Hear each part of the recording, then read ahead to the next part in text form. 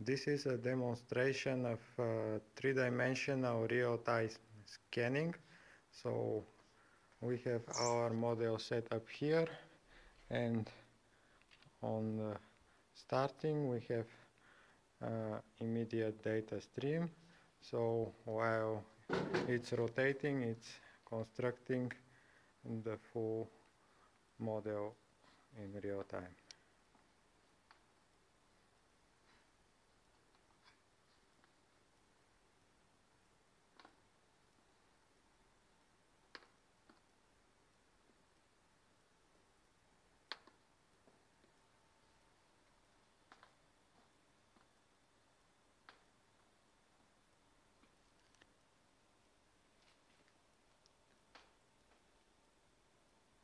So now we have the model ready, and we can rotate it, and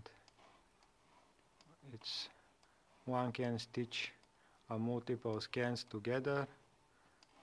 You can